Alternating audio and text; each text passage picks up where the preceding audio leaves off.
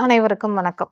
இந்த பொங்கல் பண்டிகையோட 4வது நாள், கடைசி நாள் கொண்டாட்டமா இருக்குது என்ன அப்படின்னா, காணும் பொங்கல். காணும் பொங்கல், கன்னி பொங்கல், கனு பொங்கல் எப்படி வேணாலும் வச்சுக்கலாம். இந்த காணும் பொங்கல் அது என்ன பேரு அப்படின்னா, உறவினர்கள எல்லாரும் சேர்ந்து ஒரு இடத்துல கூடி பார்த்துக்கிறது, ஒரு இடத்துலேருந்து இன்னொரு இடத்துல போய் பார்க்கறது அப்படிங்கிற வகையிலையும் காணும் பொங்கல். கணுப்பிடி அப்படின்னு வைப்பாங்க இந்த திருமணமான பெண்கள். அது எதுக்கு அப்படின்னா, தன்னோட கூட பிறந்த சகோதரர்கள் நல்லா இருக்கணும் அப்படிங்கிறதுக்காக கணுப்பிடி அப்படின்னு வைப்பாங்க. அதனால கனு பொங்கல்.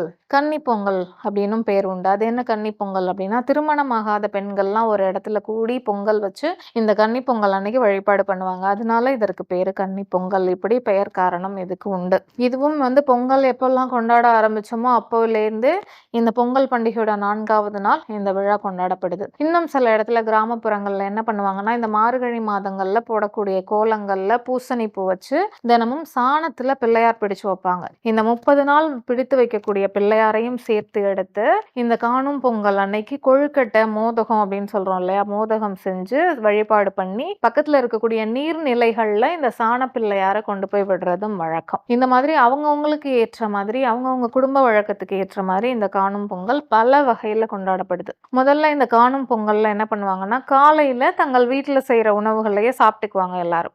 மாலை நேரத்துல பெண்கள்லாம் சேர்ந்து இந்த ஆற்று பகுதி இல்ல நீர்நிலை எங்க இருக்கோ குறிப்பா அந்த இடத்துல பொங்கல் வச்சு, குறிப்பா இந்த திருமணமாகாத கன்னி பெண்கள் இருக்காங்க அப்படின்னா அவங்கெல்லாம் சேர்ந்து பொங்கல் வச்சு இந்த கும்மி அடிச்சு கும்மி பாடல் பாடி கடவுளை வழிபாடு பண்ணுவாங்க. விரைவில் திருமணம் நடக்கணும் அப்படிங்கிறதுக்காக பண்ணுவாங்க. அதே மாதிரி இந்த கணுப்பிடி, இந்த கணுப்பிடி கலர் கலராகவும் சில பேர் பிடிச்சு வைப்பாங்க. மஞ்சள் கலர், ரோஸ் கலர், பச்சை கலர், அந்த மாதிரி சாதத்தை அந்த மாதிரி கலர்களை நிறங்களை பயன்படுத்தி கணுப்பிடி பிடிச்சு வச்சு தன்னோட கூட பிறந்த சகோதரர்கள் இல்ல தனக்கு அண்ணன் தம்பி முறையில இருக்கிறவங்க, அவங்க யார் மேலெல்லாம் ரொம்ப பாசமா இருக்காங்களோ அவங்களெல்லாம் திருமணமான பெண்கள் தன்னோட பிறந்த வீடும் தன்னோட கூட பிறந்த சகோதரர்களும் நல்லா இருக்கணும் அப்படிங்கிறதுக்காக கணுப்பிடி பிடிச்சு வச்சு வழிபாடு பண்ணுவாங்க. இதுவும் பழக்கத்துல உண்டு. அடுத்ததான் இந்த காணும் பொங்கல். விடுமுறை நாள். இதுதான் கொஞ்சம் நல்லா ஃப்ரீயாக ரிலாக்ஸாக இருக்க எல்லாருக்கும் ஏற்ற நாள். அப்படிங்கிறப்ப கொஞ்சம் எல்லாரும் பார்க்கு இந்த மாதிரி ஒரு இடத்துல சேர்ந்து இருக்கிறப்ப, குடும்பமாக சேர்ந்து இருக்கிறப்ப ஒரு இடத்துல போய் உட்காந்து சமைச்சு எடுத்துகிட்டு போன உணவு வகைகளில் உட்காந்து சாப்பிட்றதுக்கு ஏற்ற நாளாகவும் இந்த நாளை பயன்படுத்திக்கலாம். இப்படி இந்த கன்னி பொங்கல், காணும் பொங்கல், கனு பொங்கல், நீங்கள் என்ன பேர் வச்சு எப்படி பொங்கலை எடுத்துக்கிட்டாலும் சரி, பண்டிகை பண்டிகை தான், கொண்டாட்டம் கொண்டாட்டம் தான். அதில் எந்த விதமான மாற்றமும் கிடையாது. இந்த கொண்டாட்ட முறைகளில் வேணா சில மாற்றங்கள் இருக்கலாம். அவங்கவுங்களுக்கான குடும்ப பழக்க வழக்கம், கொண்டாடுற விதங்கள்ல வேணா ஒரு சில மாற்றங்கள் இருக்கலாமே தவிர மற்றபடி இந்த பொங்கல் அப்படிங்கிறதுல எந்த விதமான மாற்றமும் கிடையாது. சில பேர் முன்னாடியே நான் சொன்ன மாதிரி இந்த கொழுக்கட்டை, மோதகம் பிடித்து சாமி கும்பிடுற பழக்கமும் இருக்கும். அதையும் நீங்கள் செய்யலாம், எப்படி வேணாலும் செய்யலாம்.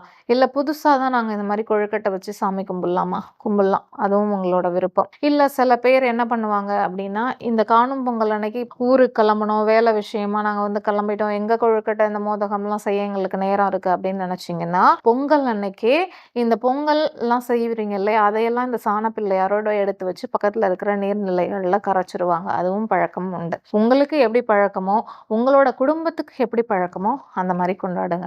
மொத்தத்தில் இந்த போகி, பொங்கல், மாட்டுப்பொங்கல், இந்த காணும் பொங்கல், கன்னி பொங்கல், கனு பொங்கல், நீங்கள் என்ன பேர் வச்சுக்கிட்டாலும் சரி, இந்த எல்லா பொங்கலையுமே எப்படி கொண்டாடணும் அப்படின்னு நான் சொல்வேன் அப்படின்னு கேட்டால், பழமை மாறாமனா உங்களோட குடும்ப வழக்கம் மாறாம அதை எப்படி கொண்டாடுறாங்களோ அப்படியே கொண்டாடுங்க. அதுதான் உங்களுக்கு மட்டும் இல்லாம உங்களோட சந்ததிகளுக்கும் ஒரு பெரிய ஒரு சிறப்பை கொடுக்கும். ஏன்னா அப்பதான் நீங்க எப்படி செய்றீங்களோ அதை தான் பசங்களும் ஃபாலோ பண்ணுவாங்க.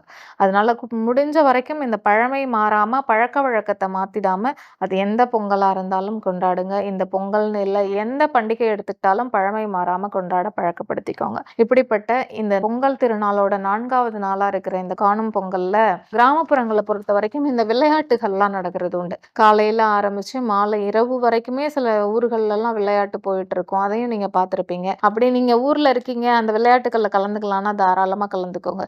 ஏன்னா இதெல்லாம் வாழ்க்கையில ஒரு தடவை சின்ன சின்ன ஒரு மகிழ்ச்சியை நம்மளுக்கு தரக்கூடிய ஒரு அனுபவமா இருக்கும். அதனால கலந்துக்க முடியும் அப்படின்னா அந்த நிகழ்வுகளை தாராளமா நீங்க பயன்படுத்திக்கோங்க. ஆக மொத்தத்துல இந்த காணும் பொங்கல் உங்கள் வாழ்க்கையில மறக்க முடியாத ஒரு மாற்றத்தை சந்தோஷத்தையும், மறக்க முடியாத ஒரு அனுபவத்தையும் இந்த பொங்கல் பண்டிகை நாள் உங்கள் அனைவருக்குமே கொடுக்கட்டும் அப்படின்னு நானும் அந்த இறைவன் கிட்ட, உங்க குலதெய்வம், இஷ்ட தெய்வம், அவங்கவுங்க குடும்பத்து பெரியோர்கள், முன்னோர்கள் எல்லாரோட ஆசீர்வாதமும் உங்க எல்லாருக்குமே கிடைக்கட்டும் அப்படின்னு நானும் இந்த நேரத்துல இறைவன்கிட்ட வேண்டி கேட்டுக்கிறேன். உங்கள் அனைவருக்கும் இனிய காணும் பொங்கல் தின நல்வாழ்த்துக்கள். நன்றி, வணக்கம்.